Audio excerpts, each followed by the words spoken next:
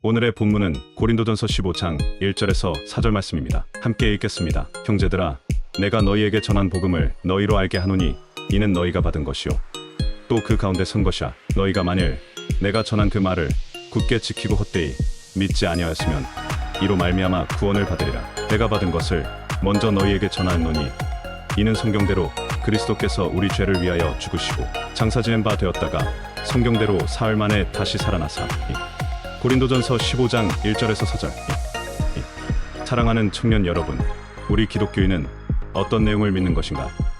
혹은 복음이란 무엇인가를 질문하며 하나님의 말씀 앞에 서고자 합니다. 먼저 지난주 설교 내용을 잠시 돌아볼까요? 지난주 우리는 히브리서 11장에 등장하는 믿음의 선진들의 삶을 통해서 성경이 말하는 믿는다라는 것이 어떤 것인지 생각해 보았습니다. 성경 히브리서 11장에 등장하는 인물들, 믿음의 선진들은 오늘 우리와 다소 동떨어져 보일 수 있는 어떤 위대한 인물들로 느껴질 수 있습니다. 그러나 성경은 그들의 삶을 통해 믿음이 거창한 것이 아니라 하나님의 말씀과 명령을 일생을 통해 묵묵히 지켜나가는 것이었음을 가르칩니다. 이와 연결하여 오늘 우리는 고린도전서 15장 14절 말씀을 통해 복음의 본질과 우리가 믿는 것이 무엇이어야 하는지에 대해 성경적 관점에서 간단히 짚어보려고 합니다. 이제 본문으로 돌아가 보면 바울은 복음의 본질을 이렇게 요약합니다. 그리스도께서 우리 죄를 위하여 죽으시고 장사되셨다가 성경대로 사흘 만에 다시 살아나셨다.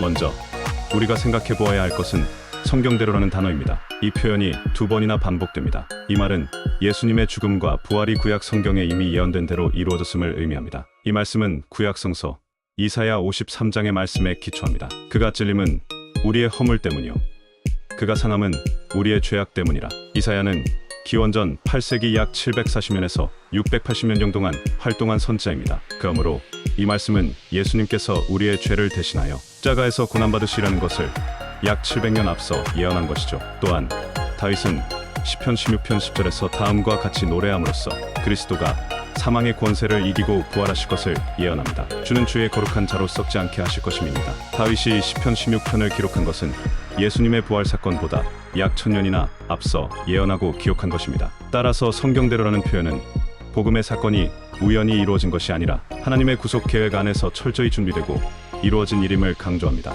이러한 구약의 예언과 성취는 우리의 믿음이 단단한 기초 위에 서 있음을 확증해 줍니다. 성경대로라는 표현 이후에 바울은 복음의 핵심 사건들을 간략히 다음과 같이 기술합니다. 첫째는 그리스도께서 우리 죄를 위하여 죽으시고 장사 지낸 바 되었다는 것이며, 둘째는 사흘 만에 다시 살아나셨다라는 것입니다. 이 두 가지 사건은 단순한 역사적 사실이 아니라 하나님의 구원 계획의 중심이자 예언된 말씀이 성취된 결과입니다. 첫째, 예수님의 죽으심입니다. 예수께서는 우리의 죄를 위하여 십자가에 못 박히시고 실제로 숨이 끊어졌습니다. 이 죽음은 단지 잠들었거나 정신을 잃었던 사건이 아니라 실제적인 죽음이었습니다. 우리의 믿음은 이 죽음에 기초합니다. 성경은 다음과 같이 말하고 있습니다. 그가 찔림은 우리의 허물 때문이며 상함은 우리의 죄악 때문이라. 이사야 53장 5절.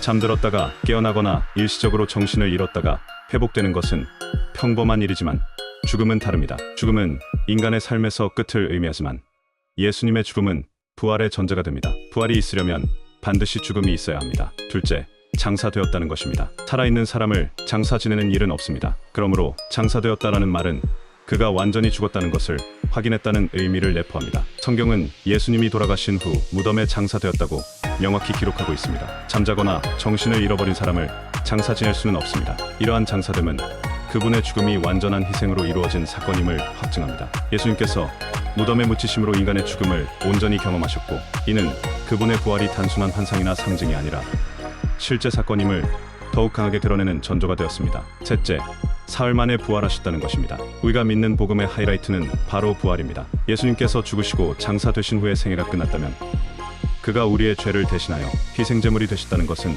감사할 일이지만 우리에게 어떤 소망이 되었을까요? 그러나 예수님은 사흘 만에 부활하셨고, 이는 기독교 신앙의 핵심입니다. 부활이 없다면 우리는 헛된 것을 믿는 것이 되고 맙니다. 부활은 단순히 기적적 사건이 아니라 우리의 믿음의 기초이자 우리가 죄에서 해방되고 영원한 생명을 소유하게 되는 보증입니다. 예수님께서는 사흘 만에 죽음을 이기시고 부활하심으로 생명의 주관자임을 확증하셨습니다. 우리가 무엇인가 믿는다는 것은 달리 말하면 복음을 믿는 것입니다. 그 복음은 첫째, 예수님께서 우리의 죄를 위하여 죽으셨다는 것입니다. 둘째, 예수님께서 죽으신 후 무덤에 장사되었다는 것입니다. 셋째, 예수님께서 사흘 만에 다시 살아나셨다는 것입니다. 이 세 가지는 복음의 핵심이요, 우리도 죽음 이후에 부활하여 영생을 얻게 될 것이라는 소망의 근거가 됩니다. 우리가 믿는 복음은 단순히 과거의 사건에 그치지 않고 우리에게 영생의 소망을 주는 기쁜 소식이라는 사실을 다시 한번 확신하게 됩니다. 이것이 우리가 평생 동안 흔들리지 않고 믿어야 할 복음이며 소망입니다. 지금까지 함께 나눈